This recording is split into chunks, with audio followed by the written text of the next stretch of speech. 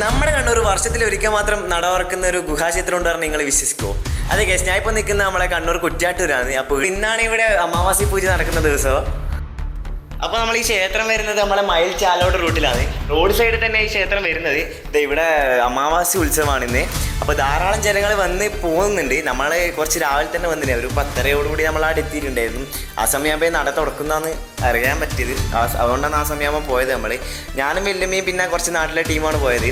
ഇവിടെ എത്തി നോക്കുമ്പോൾ ഒടുക്കത്തെ തിരക്കാണെന്ന് വെച്ചാൽ ഒടുക്കത്തെ തിരക്ക് അമ്പലത്തിലേക്ക് ചെയ്യാൻ വേണ്ടിയിട്ട്. അപ്പോൾ ഇതാണ് നമ്മളെ ഗുഹാക്ഷേത്രം. ഇതിൻ്റെ ഉള്ളിലേക്കാണ് പോകേണ്ടത്. ഇതിൻ്റെ ഉള്ളിൽ കാണുന്നതല്ല, വിളക്കിനടുക്കല്ല, ഇതിൻ്റെ ഉള്ളിലേക്ക് അവരെല്ലാം നടന്നു പോകില്ല. അഞ്ചാളായിട്ട് കയറ്റുന്നത്. കുറച്ച് മണങ്ങിച്ചെല്ലാം പോകണം, കുറച്ച് അഡ്വഞ്ചറാണ്. എന്നാൽ തന്നെ ഉള്ളിലെത്തിയാലേ ഒരു ഗണപതിൻ്റെ പ്രതിഷ്ഠയാണ് നമുക്ക് കാണാൻ കഴിയുന്നത്. പക്ഷെ അങ്ങോട്ടേക്ക് നമ്മളെ കടത്തി വിടില്ല. കടത്തി വിടില്ല വെച്ചാൽ ഫോണ് അലോഡല്ല. അപ്പോൾ ഇവിടെ ഗണപതി ഹോമം കാര്യങ്ങളിൽ നടക്കുന്നുണ്ട്. അപ്പോൾ ഇതാ കുറച്ച് അമ്മമാരെല്ലാം അതിൻ്റെ ഉള്ളിൽ കഷ്ടപ്പെട്ട് പോയി കണ്ടിട്ട് തൊഴുതിട്ട് മടങ്ങി വരുന്നുണ്ട്. സ്ഥലത്തിനെ പറ്റി എൻ്റെ അഭിപ്രായം എന്താണ്?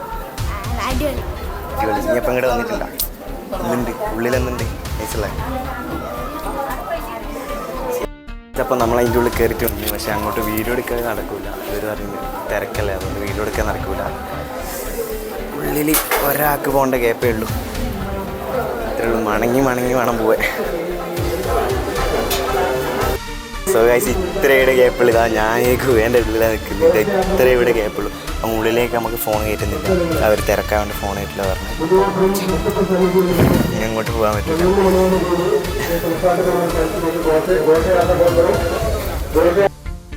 സോ ഗൈസ്, അപ്പോൾ ഇവിടുന്ന് പ്രധാനമായിട്ടുള്ളൊരു സംഭവം എന്താ, ഈ തീർത്ഥം ശേഖരിക്കൽ.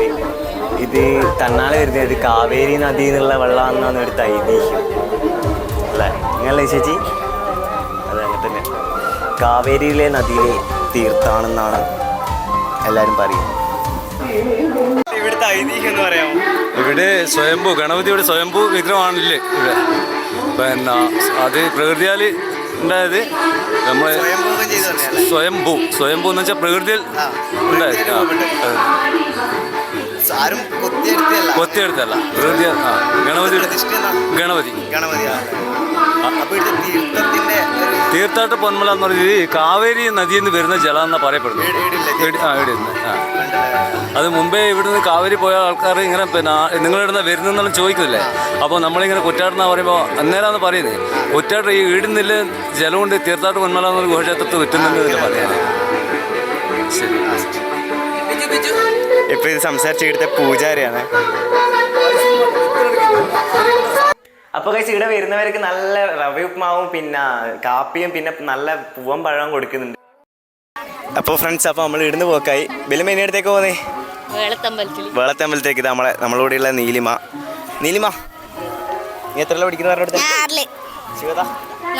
ഇതെല്ലാം നമ്മളെ ചെങ്ങായിമാരെ നെറ്റിമാറാട്ടാ. ഇവരെല്ലാം ഇന്ന് സ്കൂപ്പ് പോകാണ്ട് കള്ളത്തി മാറി. ഞാൻ നോക്കുമ്പോൾ ബസ് സ്റ്റോപ്പിൽ രണ്ടെണ്ണം.